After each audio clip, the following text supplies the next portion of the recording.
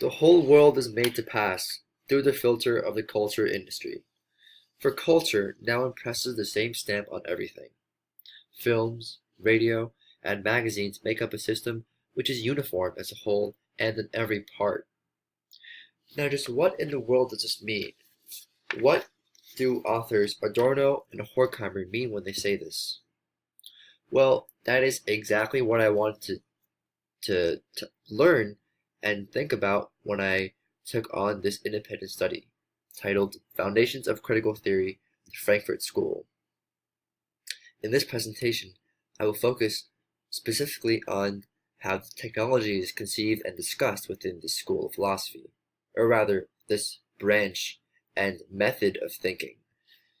So, this independent study deals with a very distinct and specific branch of social philosophy that developed starting with Marx, and it found its revival into neo-Marxism during and after World War II in Frankfurt, Germany, or the Frankfurt uh, the Frankfurt Institute for Social Research.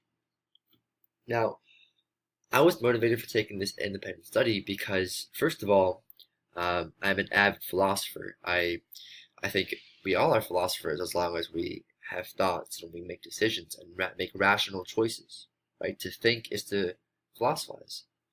So, and I love to think and I love to think deeply about a lot of things and critically too. So this idea of critical theory, critical theorists critiquing the capitalistic society that we live in appealed to me a lot and really interested me. Now, I want to clarify first, and I'll elaborate later on this, but critical theory is a method, a methodology of thinking, and it's widely applicable. And I'll get more into this later, but the idea that this is a method of thinking also appealed to me too. But the larger motivation for me in this independent study course is my interest in materialism, which initially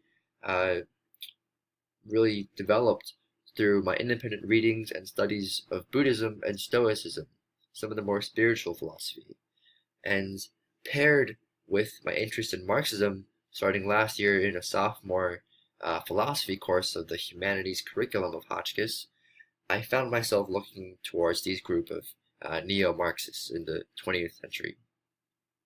Now, in my course proposal of this independent study, I stated that I hope for a solid understanding of critical theory in the Frankfurt School of Philosophy. I also hope to know how to engage in similar works of critical theory in the future, having become familiarized with particular terminology and methods and ways of thinking. I am proud to say that I've accomplished these goals. Now, why technology, the topic of technology in particular, for this presentation? Well, the main reason I was so drawn to critical theory was, as I said before, materialism, and namely because of its the branch of philosophy's critique of consumerism and consumer culture. Now, in this day and age, I don't think you can have a complete conversation about consumerism without talking about technology. Now, before we talk about anything related to the critical theorists, we have to first ask ourselves, what is critical theory? This term that I've been throwing around, but we need to define. So critical theory, as I said before, is a methodology of philosophy. So ergo, a methodology of thinking, right? And I will loosely define it as a social theory, or a social theory is any analytical frameworks or methods used to study social phenomena or circumstances. So a social theory oriented toward critiquing and changing society as a whole, in contrast to traditional theory oriented towards only understanding and explaining society and the world. So you can kind of see how critical theory has a kind of normative dimension to it, right? Critiquing and changing society. Now, the one thing you have to know with critical theory and this school of philosophy is that philosophy, since like the 17th and 18th century, so the Enlightenment, it follows, or it has followed, this linear progression in history, meaning that each generation of history kind of builds off another. These philosophers are reading the generations of philosophy before them. What I mean by this is that this progression of history, it started with this guy called Immanuel Kant. Now, Kant, he really emphasized, he was the champion of what was called the Enlightenment. And the Enlightenment is a European intellectual movement of the late 17th and 18th centuries that really emphasized reason and individualism as opposed to tradition. So Kant really emphasized and really championed um, ideals of reason, higher thinking, higher laws, uh, rationality, and science. All these things that we associate with, science and modernity, really. So Kant wrote about stuff like autonomy, or which I will define again later, but individual liberty, and stuff like freedom. So after Kant is this huge philosopher called Hegel, and he's so important for this independent study and presentation because he developed this idea called the dialectic. Now, if I were to say it in simpler terms, anyone viewing this presentation would go, "Oh, I know this. I do this all the time," and we do. What the dialectic is basically its method of discourse or any formal discussion in which opposing forces or ideas or arguments bring about new ones to establish some kind of collective truth from these differing arguments. In the Hegelian dialectic model, he basically says that a thesis should be negated by an antithesis or a new argument, a new idea that can oppose this original thesis or argument, and this brings about a synthesis. The opposition of these forces brings about a new thesis or a synthesis, which is again negated by another antithesis. So this brings about a constant flow of thesis against antithesis to create new synthesis, which is negated again by an antithesis. And this kind of thinking, this model of thinking, it influenced early Marxist thinking. Marx being the next philosopher to come, basically. So Marx had this huge idea of alienation. He wrote about the critique of capitalism, and central to that critique is this idea of alienation, which I will get into later. But the important thing to know is that he built off of Hegel's idea of the discourse model of the dialectic, and of course, it's all in order to establish or reach and achieve Kant's proposed ideals of liberty and autonomy that is central to the Enlightenment. So we can kind of see the progression of all these thinkers and how they are reflected off of each other. Now, in this presentation, I will be focusing on four main philosophers. There'll be Marx, Adorno, Benjamin, and Marcuse. The middle two philosophers, Adorno and Benjamin, are the kind of core critical theorists who wrote during the peak of the Frankfurt School of Philosophy and the Institute of Social Research. Marcuse is a kind of more modern generation of critical theory. He writes, in the 60s and 70s, and he has a new take on it, and we'll see how that turns out. But I want to stress that that a lot of these philosophers are kind of they write they write in a specific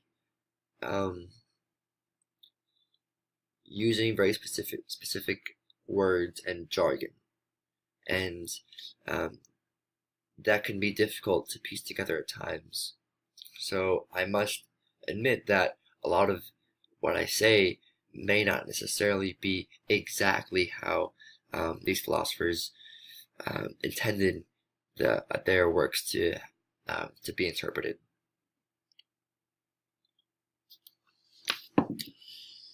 Now, I'll be focusing on, I guess, three main themes: alienation, as I said before, and the Enlightenment, and as a sub-theme of that, domination.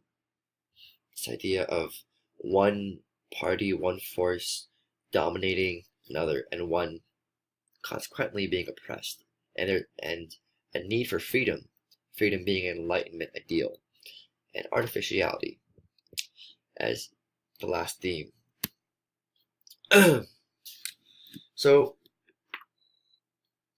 we should go over some keywords now, words that I will bring up later throughout the presentation that we should establish and clarify right now. So dialectic, I went over. Autonomy, however, is really important because before I said it was basically individual liberty, which is true, but I want to explain the kind of nuance in it that well, as the Stanford Encyclopedia of Philosophy states, it is the capacity to be one's own person, and key line, highlight, not the product of manipulative or distorting external forces. So entirely one's individual and liberty. We must stress that it's individual and not hindered by external or externalities, right? And it's going to be a huge theme that is reflected throughout both Marx, but especially these social theorists and critical theorists, Adorno, Benjamin, and Marcuse, and others, of course. But in for the purposes of this presentation, these three critical theorists. And next is modernism versus postmodernism. So what do I mean by this? Well, postmodernism is it's postmodern because it is looking at modernism after the progression of the historical progression of modernism, and it brings out a kind of skeptic and critical attitude towards it. So as seen in the slide here, modernism is basically just any sentiment of the Enlightenment, right? Modernity, science, logic, and reasoning, rationality. Now, I will get into what I mean by this later in when I say that postmodernists say that modernism has gone astray, and something has gone wrong with modernism. And I'll get into what I mean by that later. And late capitalism is basically refers to modern capitalism from World War II onward. It's what these critical theorists are looking at, as opposed to Marxist capitalism, which is a traditional capitalism from before World War II. And technology, material products, the technology that we commonly think of. So digital things, TV, internet, photographs, cinema. And the last two words, culture, industry, and mass culture, are huge ideas, but they'll have to be explained later, as they are much more complex.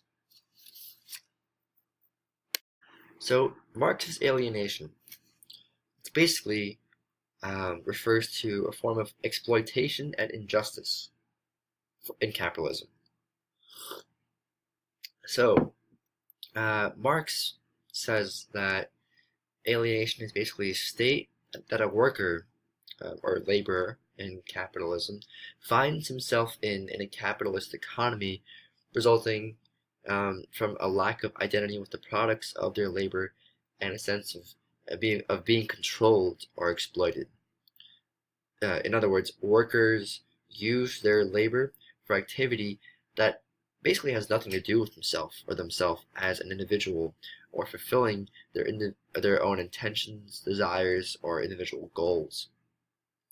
Um, Another way, or Marx also terms alienation as estrangement or estranged labor, because basically you're separated and made alien, made foreign, and estranged from your labor. In other words, the producer of a product does not, or rather cannot appreciate and enjoy his own product as it is instantly stripped away from him. Marx's problem with this, to reiterate, is that workers or wage earners, laborers, they don't possess the materials or tools or space needed for the labor. This is in contrast to basically subsisting workers or workers who work for their own subsistence or survival, who can do this, like farmers, because they can directly access the natural resources they need to make a living. They can simply go out, farm, plant a seed, let it grow, harvest, and then enjoy the fruits of their labor. However, the activity, and of course, the activity of the laborers, or however, the activity of laborers is dictated by others, and nothing they create belongs to them, right? The activity is dictated not by them, but rather by the capitalists, or in Marxist terms, in Marxist capitalism, the bourgeois, people who own the means of production. So let's say if I'm a laborer and I'm in a factory, and I make 10,000 things, or 10,000 scarves one day. Well, unless I actually go to Walmart or Target and buy it like everyone else, I have no control over my product. My relationship to the product is no different than anyone else's. I've just simply made it and shipped it off to the next location. And that's Marx's problem with it, because he thinks that, or he believes that, the worker deserves to enjoy at least his own sense of enjoyment of and fulfillment of his own product of labor. Right? So, as I said before, the Marx's alienation, just to recapitulate, is that the worker does not get to really do what he wishes to do. Instead, he's made to simply be like a machine, a standard machine to serve someone else, and a form of enslavement and domination in the capitalist system. So, a modern example of this, I guess, to put in perspective, is McDonald's workers.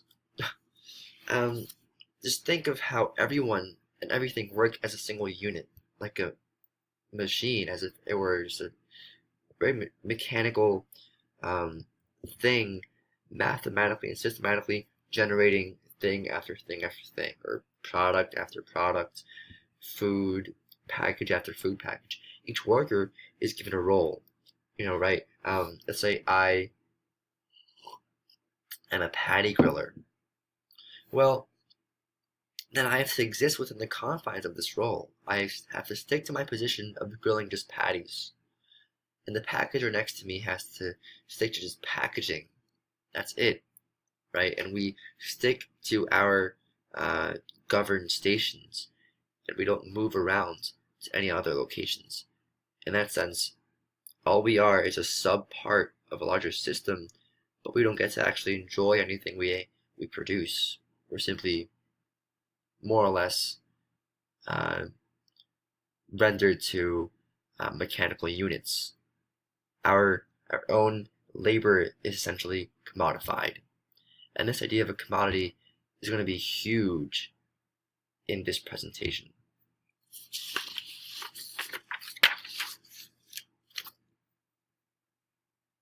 Now, the reason for this is that literally anything can be commodified. Marx is writing about how the workers own labor is being is acting as simply exchange value, is only worth an economic and profitable value, that the worker itself isn't being valued. So he's he's writing against the commodification of the worker's labor. However, in this new day and age of basically more technology, right? More mediums through technology. Um, there is opportunity for more things to be commodified, right? More things, as in not just the material objects being commodified, but also immaterial things, the more abstract things like ideas, information, thoughts. Those things are being commodified too. And this is going to be a huge idea going forward for this next philosopher we're going to look at. And that is Theodor Adorno and Max Horkheimer, but mainly for this presentation, Theodor Adorno. He writes in 1944, partnering with Horkheimer, what is called, titled The Dialectic of Enlightenment. It's produced during the two philosophers' wartime exile in two metropolises of the U.S., New York and Los Angeles. So they're exposed to these huge cosmopolitan cities with a lot of culture, if that makes sense. A lot of things to look at, right?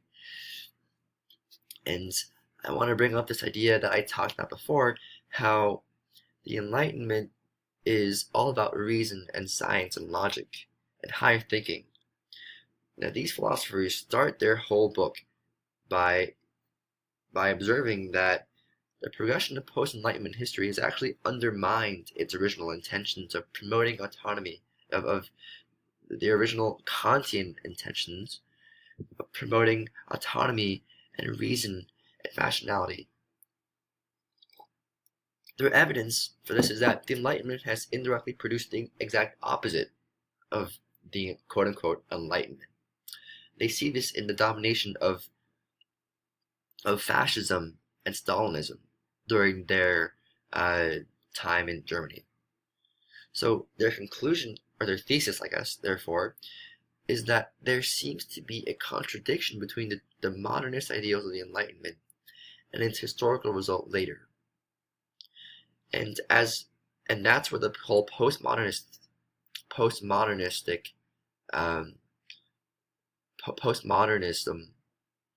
of their work comes in. They're critiquing the development of modernism. One of the ways they see this is through what they call the culture industry.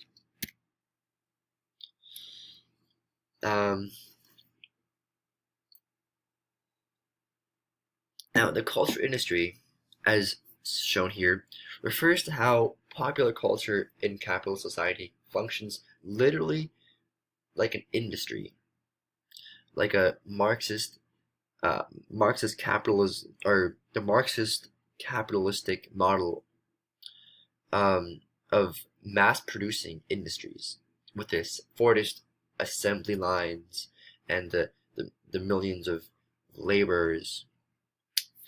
Right? So it functions like an industry in producing standardized products, which then produces standardized people. Now, a great example of this is, let's talk about TV lifestyles. So if you observe any bunch of TV shows, the authors talk specifically about sitcoms and reality TV and shows like that, but you can see a lot of nice-looking people with nice homes and nice clothing. Adorno and Horkheimer say that this isn't a coincidence, as these shows kind of insinuate and transmit through a very subtle manner a consumerist message about how good lives should look, prompting people to adopt a certain version of success and the good life and how they should live their lives. They're inculcating an image of what their life should be through technology like TV. Through this medium, they're literally telling these viewers, these consumers of information, what to do, how to look, how to act, how to be, how to live. Same goes for movies. They say that movies are essentially the same nowadays. We're talking about Hollywood movies, in particular, but basically they say that the differences between each movie is really superficial. Every single one of them is entirely predictable for this reason. Quote, as soon as the film begins, it is quite clear how it will end, and who will be rewarded, punished, or forgotten. They're talking about how there's a very formulaic nature of art and pop culture. Now, their main point is that movies have become a device for studios to make money and for the state to get its propaganda of pro-capitalism out. It's not just an art, as in the movies, are not just an art, but a business. People no longer make art just to make art, make movies just to make movies for the sake of making art or movies, but rather there's a very definitive commercial and profitizing aspect to this artistic element of society.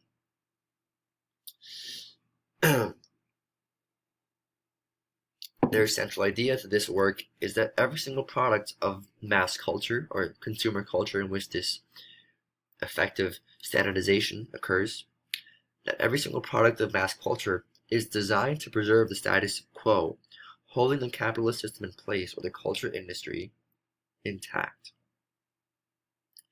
Now, as in the culture industry is extremely pervasive, and it's not like you can choose to participate in it.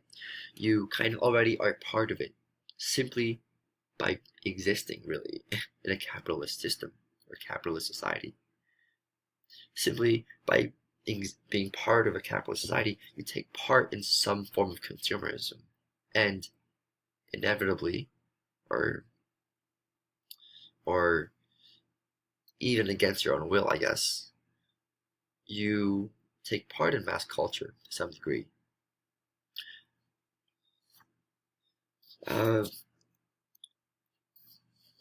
Adorno writes, and Horkheimer writes that for culture now impresses the same stamp on everything. And there are two key words to look at here: the same stamp and uniform. We want to remember that they're really against the idea of sameness, of uniformity, of everything being similar to each other, and how everything is becoming standardized. Everything referring to, of course, the cultural products that we see in capitalism. Stuff like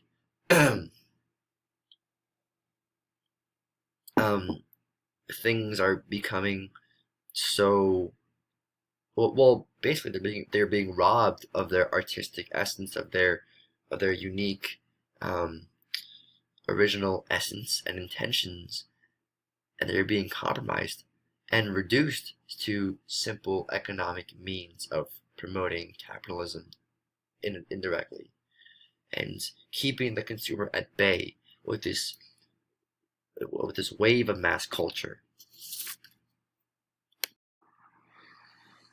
Now, I want to clarify one of the things I said just now, that these authors say that the culture industry basically is trying to preserve the status quo of capitalism and propel or perpetuate this feeling of, or perpetuate the support of capitalism and invert subtly through mass culture, or the culture that indulges and enjoys in this enjoyment of mass-produced cultural products.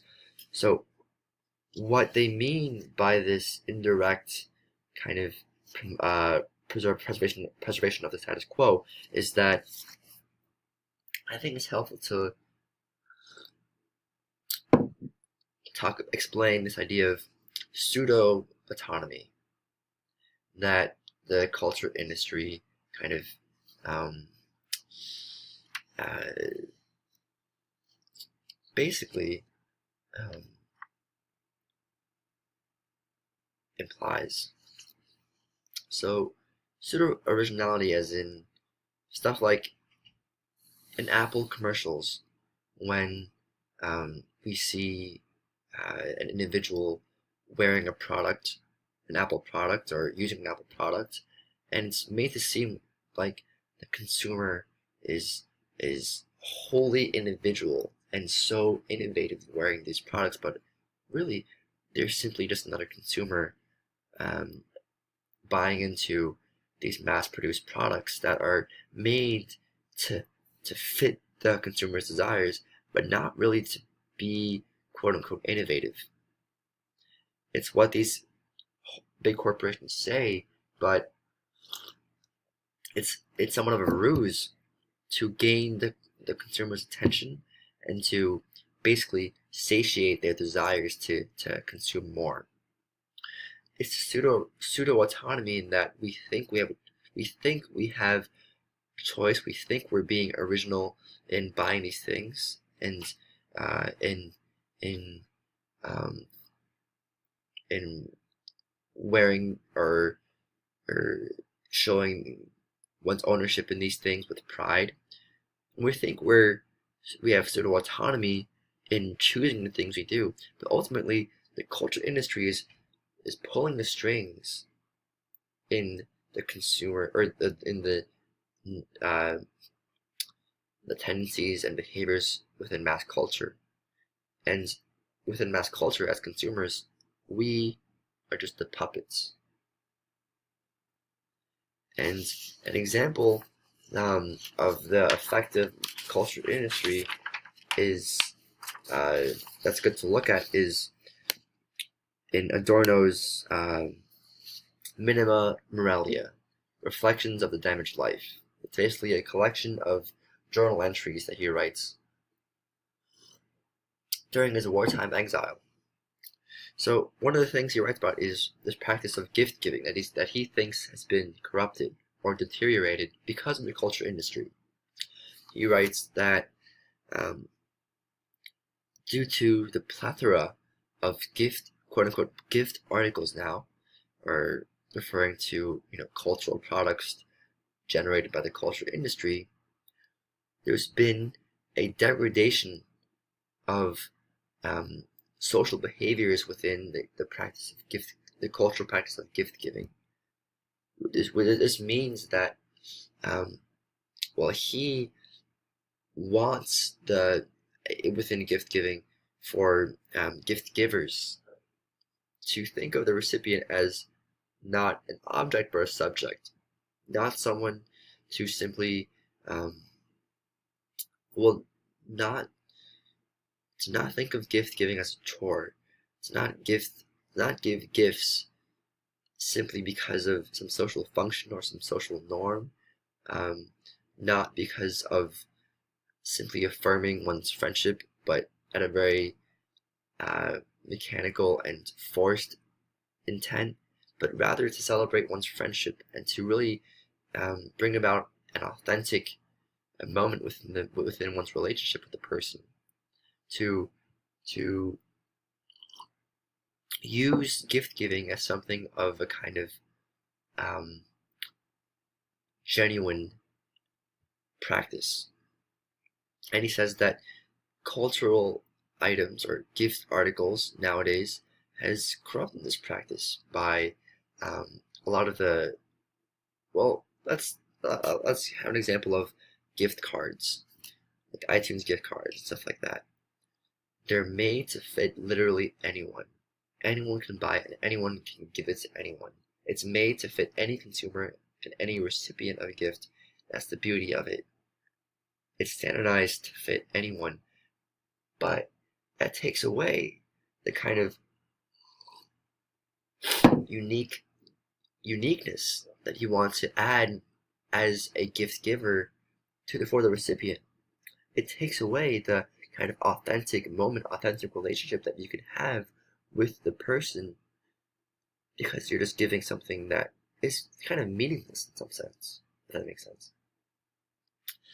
Um, and another example is, in museums, after the end of an exhibit or a performance, you'll see a gift store with all these shirts printed with the with a photo or artwork or a piece, and they're literally like the gift cards.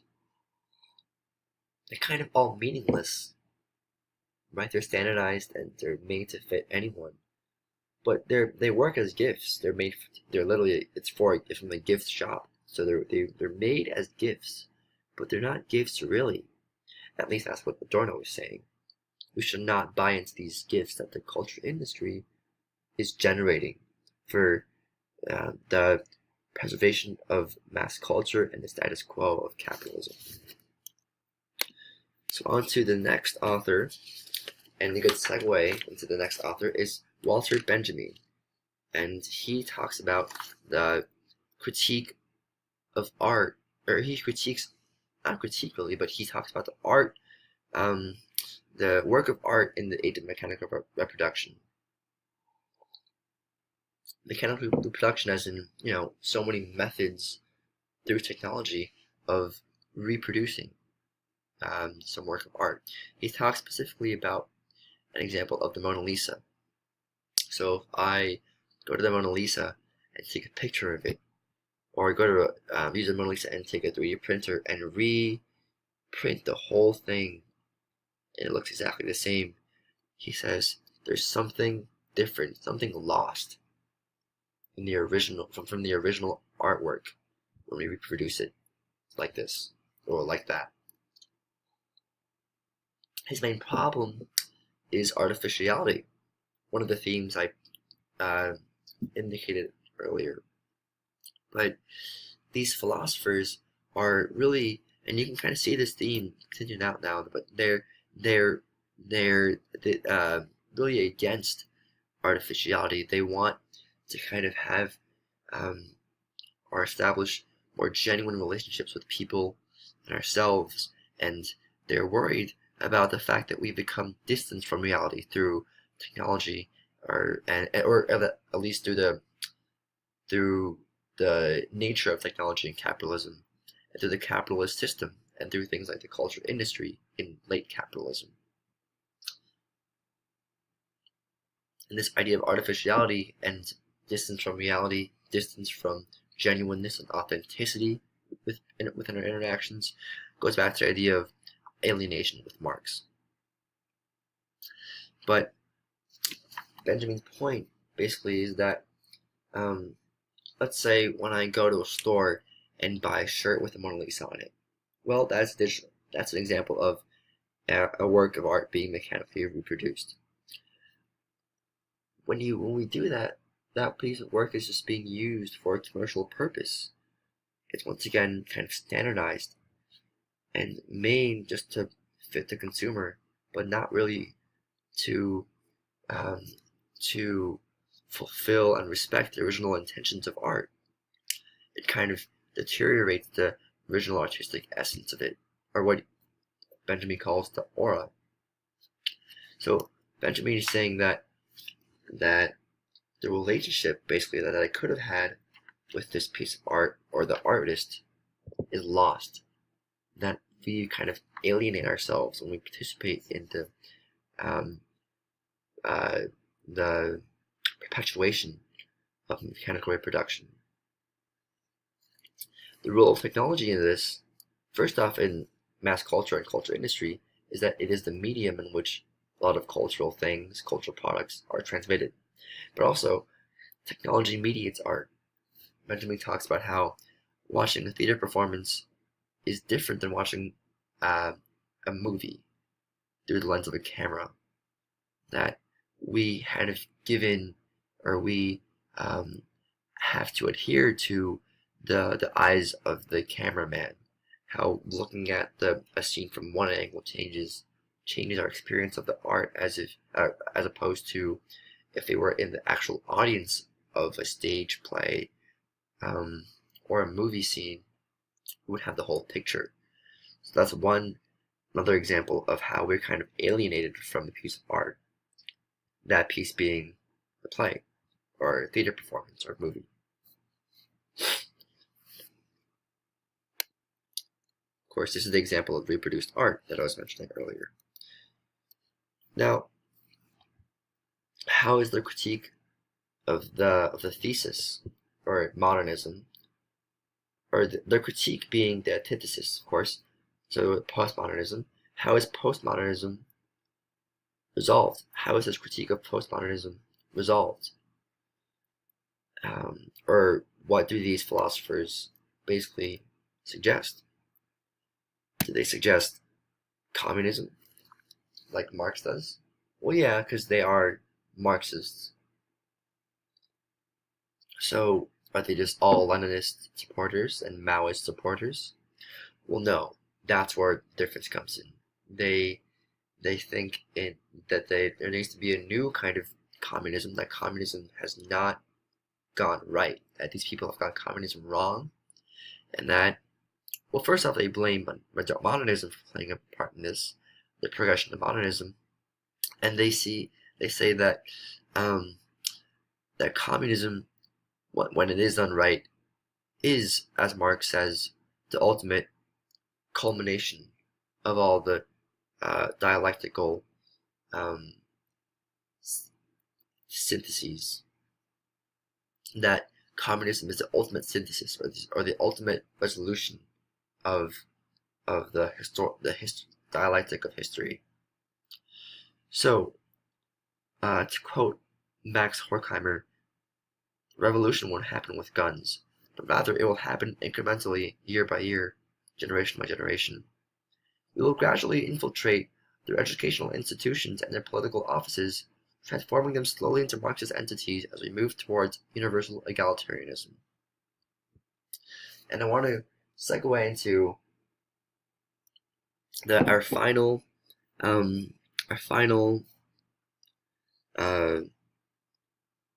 philosopher, whom is on the right, Marcuse. In his essay on liberation, he talks about basically builds off of this idea of artificiality, and artificiality as a negative value, and how we need the opposite, or the opposite of this, authenticity or genuineness, I guess, and that will be the positive value that we need.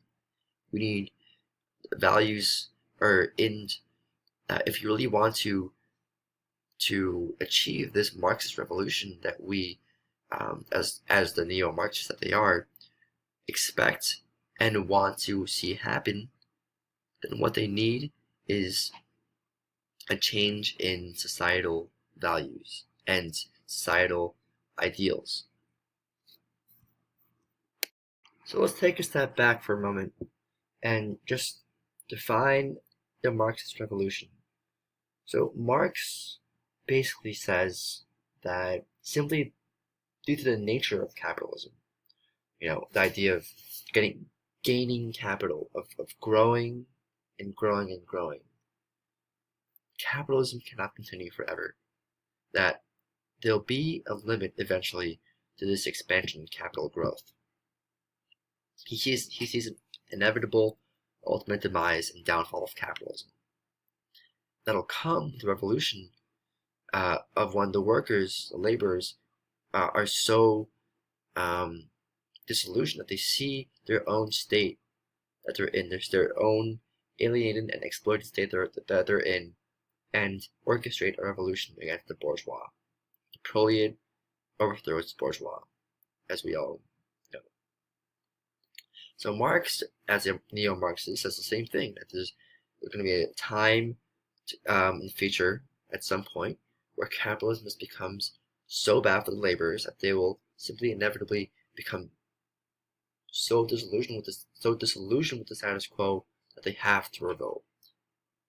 But Marcuse, the difference is, Marcuse points to a need for a new sensibility. He says a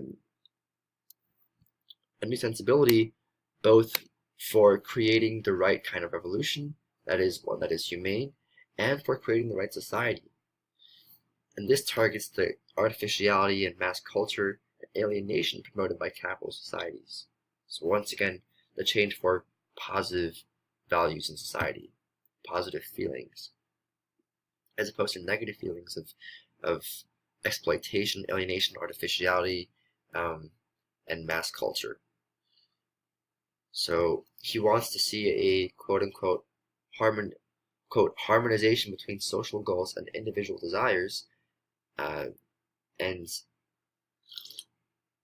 this, of course, is reflecting his belief in that a mutual understanding and respect for one another will lead to will eventually reduce and eliminate exploitation, no matter alienation. In a world where alienation no longer exists, neither does the culture industry or mass culture. So theoretically, domination does not occur.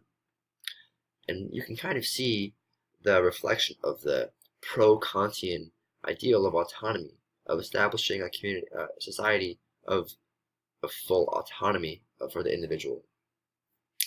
And you can see by the highlighted quotes here that this new sensibility will he wants entail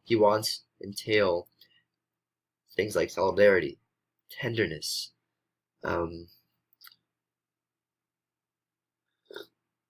mutual understanding, and also, interestingly, an aesthetic ethos, or aesthetic values in art and nature to enforce a sensibility, and things like emotional awareness and sensitivity too. So a new sensibility that is a reshaping of human relationships with each other as well as with nature would usher in a kind of new, I guess, reality, or as Freud says, a new reality principle. And with this new reality, or reality, nature of reality, would come a new mission, a new telos for technology.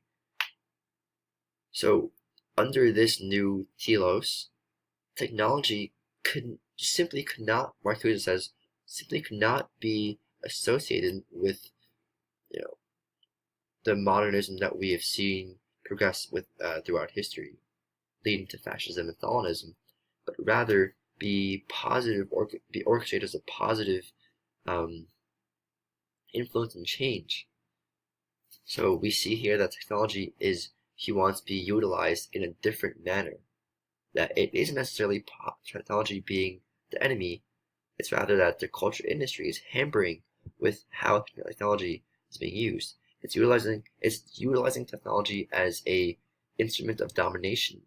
But Marcuse says that technology has the potential to be the opposite of this, the instrument of positive change.